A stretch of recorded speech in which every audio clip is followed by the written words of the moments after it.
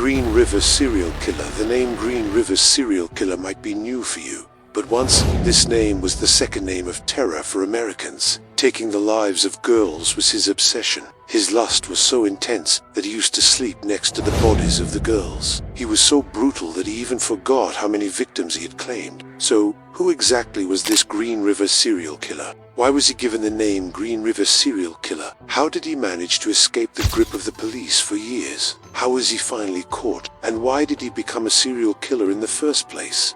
Let's learn everything step by step in this video. After knowing the full story, you'll be shocked. The crimes of the Green River serial killer started in the year 1982. On the 15th of July 1982, in the Green River that flows through the city of Seattle, America, people suddenly saw a body floating. Immediately, the police were informed. Upon investigation, it was found that the body was of a 16-year-old girl named Wendy Lee. The post-mortem report of the girl revealed that she had been assaulted brutally and then murdered. Now the police started searching for the killer. Several days passed, but the police remained empty. Before the police could do anything in this case, exactly a month later, on the 15th of August 1982, three more bodies were recovered together from the same river. The ages of these three deceased girls were 17 years, 23 years, and 31 years. The post-mortem report revealed that all three were killed in the same manner as the first girl, meaning these three had also been assaulted and then killed by strangulation and neck-breaking. Even before the police could solve the link between these deaths, between the 8th of October 1982 and the 7th of November 1982, three more girls' bodies were found in the nearby areas of the same river. This news created an uproar in the entire state. The police administration began an intense hunt for the killer, but no clue was found anywhere. Despite having no solid evidence, the police detained dozens of suspects for interrogation, but no success came from any direction. Among the suspects taken into custody, one name was Gary Leon Ridgway. The reason for detaining him was that the family members of one of the murdered girls claimed that the truck in which their daughter was last seen getting into was the same truck that was parked outside Ridgway's house. The very next morning, the samples of Ridgway and all other suspects were matched with the semen samples and other evidence recovered from the vaginas of the murdered girls. But none of the suspects' samples matched the samples collected from the victims' bodies. All suspects were released. But who knew then that among the men the police had just released with their own hands, one was the actual killer of all these girls, and would go on to be responsible for the deaths of dozens more? That suspect was Gary Leon Ridgway. Gary Leon Ridgway was born on the 18th of February 1949 in the US state of Utah. His father was a bus driver. In 1969, he completed his graduation degree and during the same time married his high school girlfriend. Soon after, he joined the US Navy and was sent to fight for America in the Vietnam War. In Vietnam, he spent most of his time with sex workers. Besides that, he also started behaving very badly with his wife. Due to this, his first marriage ended within a year. In 1973, he married another woman named Marsha Lorraine Brown.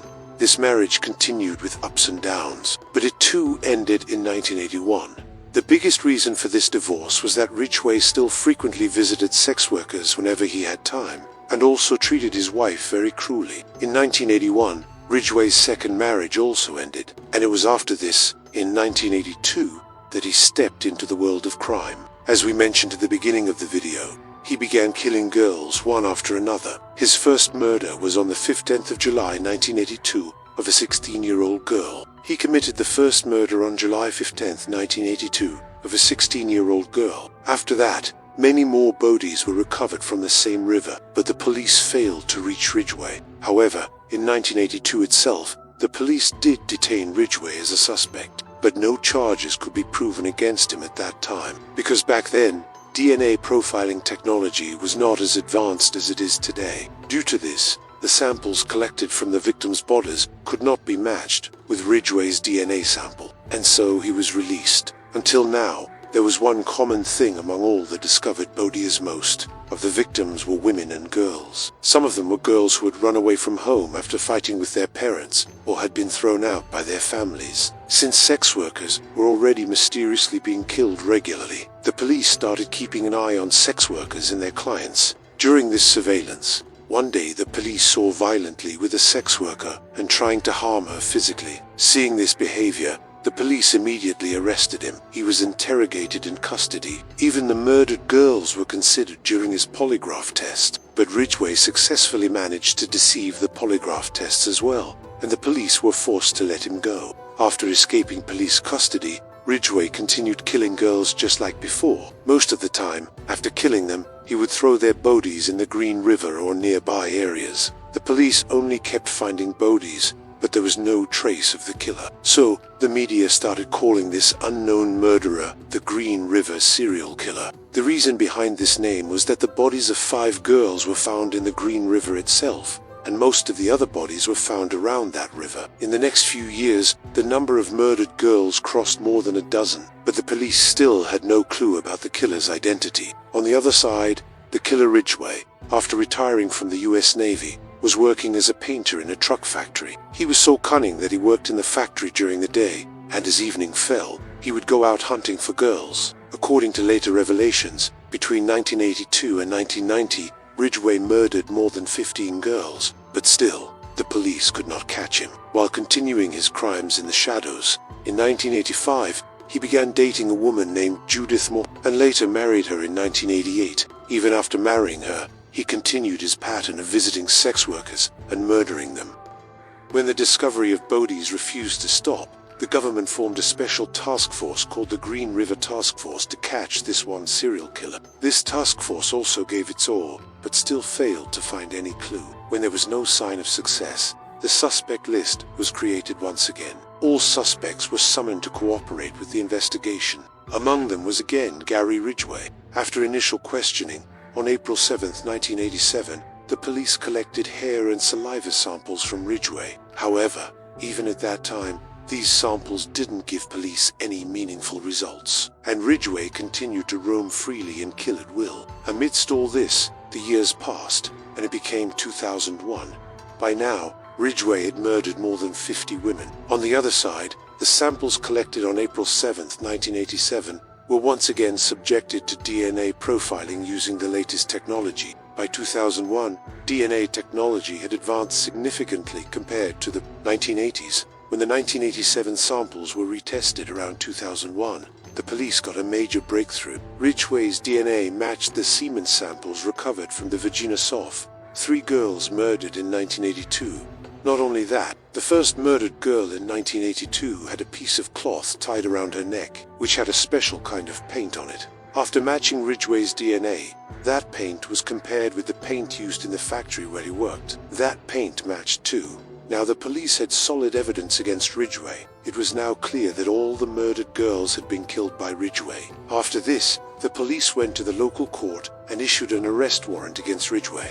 Then, on November 30, 2001, Ridgway was finally arrested while he was leaving his job at the truck factory in Washington. By this point, the police knew everything, but Ridgway kept denying all the charges. However, this time the police didn't fall for his tricks and continued the interrogation with full intensity. Several months passed like this, but Ridgway didn't confess to his crimes. Eventually, a time came when Ridgway, using his manipulative thinking, offered a deal to the police. He said he would confess to everything and provide details of each case, but in return, he wanted a guarantee that the court would not sentence him to death. The authorities agreed to Ridgway's demand.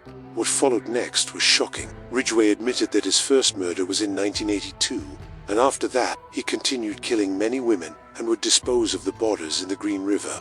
Initially, Ridgway said he didn't remember exactly how many women he had killed, but based on estimation, he told police that the number of victims could be between 70 and 91.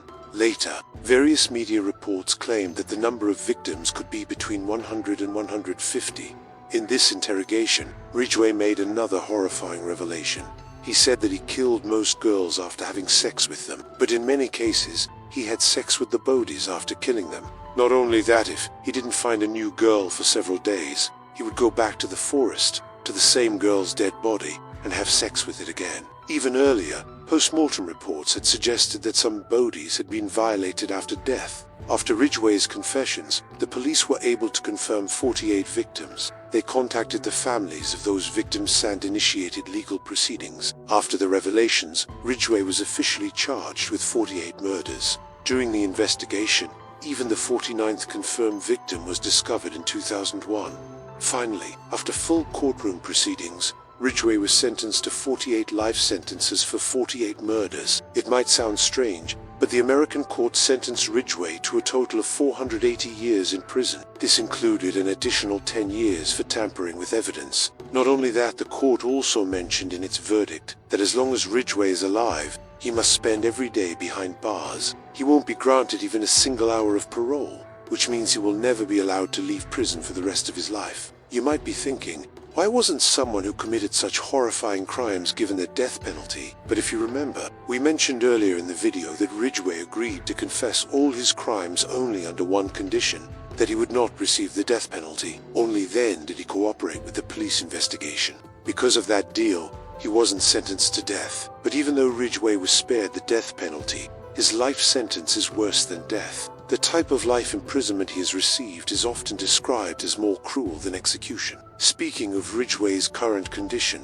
according to reports, he is now 73 years old. He is kept in a high-security prison where he cannot see sunlight or even the light of day for 23 out of 24 hours each day. Ridgway remains locked alone behind bars in solitary confinement. He is allowed outside his cell for only 1 hour a day, usually only when he has to meet with his lawyer or sign documents related to his cases. There have even been times when he was kept locked away for weeks, with food and water delivered from a distance. After his arrest in 2001, Ridgway's third wife also divorced him in 2002. Now the biggest question is, how did an ordinary boy turn into such a brutal serial killer? Why did he harbor so much hatred towards sex workers and women? To understand that, we need to look into Ridgway's childhood. According to reports, Ridgway was born into a troubled family environment. As mentioned earlier, his father was a bus driver. His father would often bring sex workers home, and was even caught with them on multiple occasions. This led to constant fights between his parents, and because of these frequent clashes, Ridgway and his siblings were not raised in a healthy home environment. He grew up in a very difficult and traumatic household. In addition, Ridgway wet the bed even at the age of 12. Because of this, his mother would beat him brutally. It is reported that when he wet the bed, his mother would make him bathe in freezing cold water, even during harsh winters. Since his parents constantly fought because of sex workers, Ridgway began to develop deep hatred toward them, and due to the abuse from his mother, he started hating her as well. Over time, this hatred grew to a dangerous level, and he began murdering sex workers. During police interrogation, Ridgway even admitted that when he killed a sex worker, he felt a strange sense of satisfaction, and when he murdered a woman, he felt like he was killing his own mother. That thought made him feel happy. According to Ridgway, he believed he was taking revenge on his mother for the suffering he endured in his childhood. Because of these murders and confessions, Ridgway has been declared the second most dangerous serial killer in American history. Several films have also been made about his monstrous crimes. Friends, do you think the punishment given to this brutal serial killer was appropriate or not? Let us know your thoughts in the comment section. If you appreciated our hard work, please like and share this video. And if you haven't subscribed to the True Crime Thrills channel yet, then do it now and press the bell icon. For more true crime stories like this one, stay connected with us. Thank you.